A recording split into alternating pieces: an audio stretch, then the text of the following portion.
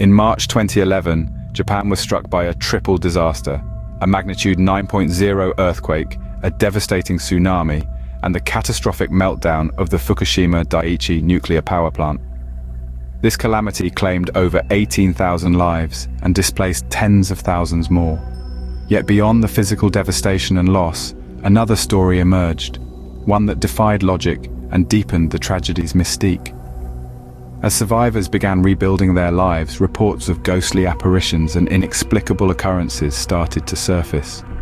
These were not isolated incidents, but recurring phenomena recounted by taxi drivers, residents, and even spiritual leaders in the affected areas. Were these merely manifestations of collective grief, or was something more otherworldly at play?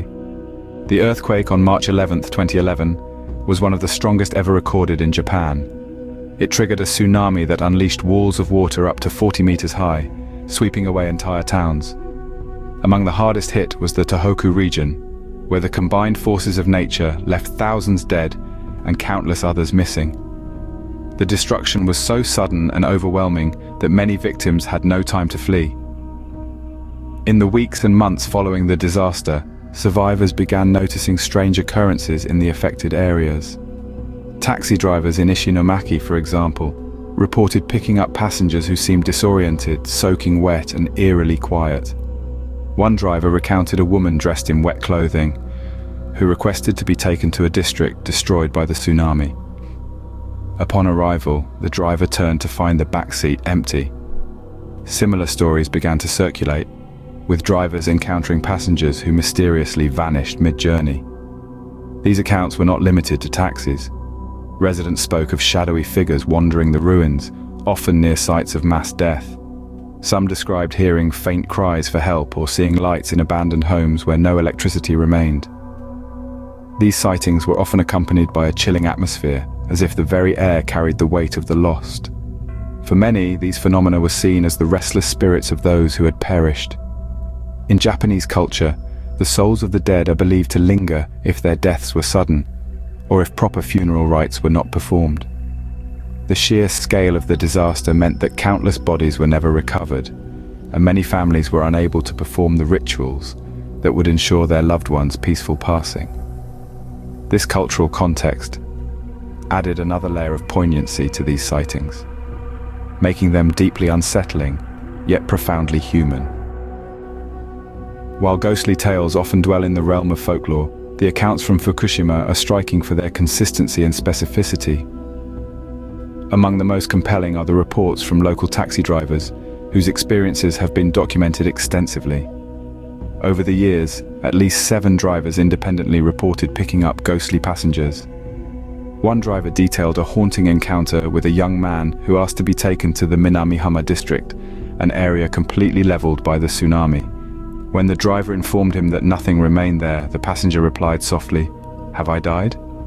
Before the driver could respond, the man had vanished. Another driver described a passenger who appeared normal at first glance but grew increasingly silent during the ride. When the driver reached the destination, he found the back seat empty, the meter still running as if the ghostly fare had been physically present moments earlier. Such stories became so common that many drivers came to accept them as part of their daily lives, viewing the encounters as a way of helping lost souls find peace. Outside of taxis, residents reported sightings of drenched figures walking aimlessly through neighborhoods or standing silently near ruins. A shopkeeper in Ishinomaki recounted seeing a figure outside her store late at night, staring through the window with empty, searching eyes. When she opened the door, the figure disappeared, leaving only wet footprints on the ground. In some cases, survivors claimed to hear voices at night, whispers that seemed to emanate from nowhere, or faint cries of "help me" carried on the wind. These auditory experiences were often accompanied by feelings of unease or cold spots, phenomena commonly associated with hauntings. The frequency of these reports suggested a widespread belief that something otherworldly lingered in Fukushima's devastated areas. As sightings continued, another phenomenon began to emerge: cases of spiritual possession. Survivors and rescue workers reported sudden, inexplicable changes in behavior, claiming they were inhabited by the spirits of those who perished. In several instances, individuals became fixated on locations associated with the disaster, as if drawn by an unseen force. One particularly unsettling case involved a man who worked on the recovery efforts. After weeks in the field, he began speaking in voices that were not his own. His colleagues described him recounting details about the disaster that he could not have known. These voices often expressed sorrow or anger, pleading for closure. To address these occurrences, local religious leaders, Buddhist monks and Shinto priests, stepped in to perform exorcisms and purification rituals. These ceremonies, deeply rooted in Japanese spiritual practices, were designed to pacify restless spirits and provide solace to the living. One monk, who performed dozens of such rituals, spoke of feeling the overwhelming presence of lost souls during his prayers. For many survivors, these rituals were more than a spiritual practice. They were a vital part of the healing process. By acknowledging the presence of the dead and honoring their memories, communities found a way to move forward while respecting the weight of their loss. While spiritual interpretations dominate many of these accounts, psychologists have offered alternative explanations for the phenomena. The trauma of the disaster was immense, leaving survivors grappling with grief, guilt, and a profound sense of helplessness. In such conditions, the mind can manifest apparitions or auditory experiences as a way of coping with the loss. Experts point to a phenomenon known as bereavement hallucinations, in which individuals perceive the presence of lost loved ones. These hallucinations are not uncommon among those grieving sudden or traumatic deaths. In the context of Fukushima, where entire communities were erased in an instant, the collective grief may have amplified these experiences. However, this perspective does not fully account for the shared nature of many sightings. The consistency of descriptions, drenched figures, lost passengers, and ghostly voices suggests a phenomenon that transcends individual hallucinations. Whether psychological or supernatural, these encounters reflect the profound emotional scars left by the disaster.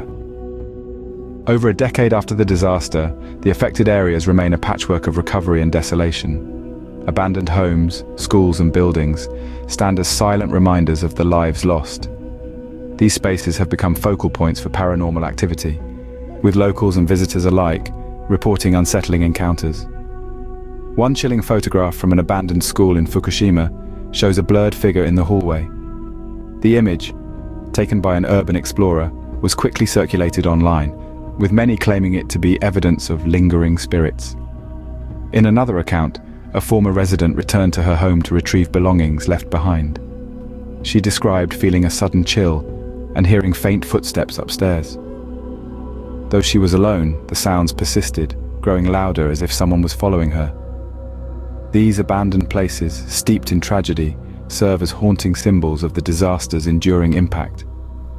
Whether one believes in ghosts or not, the atmosphere in these locations is undeniably eerie, as if the weight of history itself lingers in the air. In Japan, the supernatural is deeply embedded in the cultural fabric, blending Shinto and Buddhist traditions with a long history of ghost stories and folklore. The spirits, or yurei, are believed to be restless souls who linger in the physical world due to unresolved issues, often stemming from sudden or violent deaths.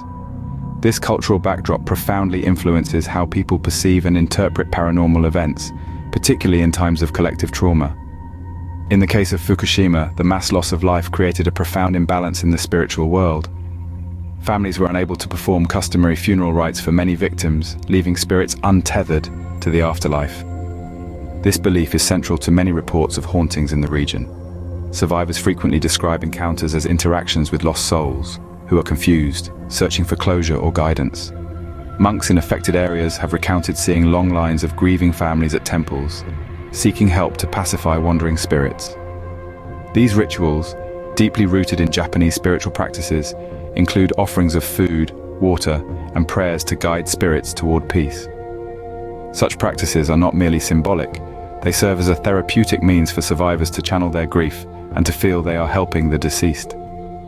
Modern interpretations of these rituals also reflect the evolving relationship between spirituality and science.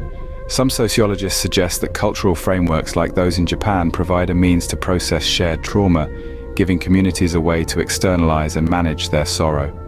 Whether or not one believes in spirits, the impact of these practices on collective healing is undeniable. These deeply held beliefs also shape how reports of ghostly encounters are received. Unlike in many Western cultures, where paranormal experiences are often met with skepticism, the Japanese view these accounts with a sense of reverence and gravity. This cultural context makes the stories emerging from Fukushima not just eerie tales, but integral parts of the region's collective narrative. The reports of ghostly encounters in Fukushima have captured international attention, raising broader questions about the intersection of tragedy, spirituality, and the human psyche. Documentaries, books, and academic studies have explored these stories, offering a range of interpretations that extend beyond Japan. One such documentary, The Ghosts of the Tsunami, highlighted the widespread nature of these paranormal accounts and their profound impact on local communities. Interviews with survivors revealed how these experiences were not just about fear, but about connection. Grieving families felt their loved ones were reaching out, even from beyond death. This perspective resonated globally, as audiences reflected on how different cultures process loss and mortality. Academic studies have also delved into the phenomena. Anthropologists and psychologists have examined the parallels between Fukushima and other disaster-hit areas where reports of hauntings followed mass deaths. From the haunted fields of Gettysburg to the ghostly remains of Pompeii, history shows that collective trauma often births tales of the supernatural. These stories serve as both a mirror of the grief endured and a coping mechanism for those left behind. Furthermore, the Fukushima case challenges modern assumptions about the limits of science and belief. While skeptics may dismiss these reports as hallucinations or folklore, the sheer volume and consistency of the accounts invite deeper inquiry. Are these stories evidence of an unseen dimension, or do they speak to the extraordinary ways the human mind copes with the inexplicable? Globally, the ghosts of Fukushima have become a poignant reminder of the fragility of life and the enduring need to understand what lies beyond. These stories compel us to look inward, to question our beliefs, and to empathize with those navigating the thin veil between the living and the dead. The ghosts of Fukushima offer a window into the human experience of grief, loss, and resilience. Whether viewed as spiritual encounters or psychological phenomena, these stories capture the depth of a tragedy that reshaped lives and landscapes. They remind us that even in the face of unimaginable loss, the human spirit seeks connection, whether with the living or the dead. Thank you for joining us on this exploration of the ghosts of Fukushima, a tale that blurs the boundaries between the physical and the spiritual, the seen and the unseen. These accounts remind us of the profound impact of loss and the ways humans seek meaning in the face of overwhelming tragedy. What are your thoughts on the ghosts of Fukushima? Do they represent a spiritual reality, or are they the echoes of collective grief? Let us know in the comments below. Until next time, my dear spooker, stay curious.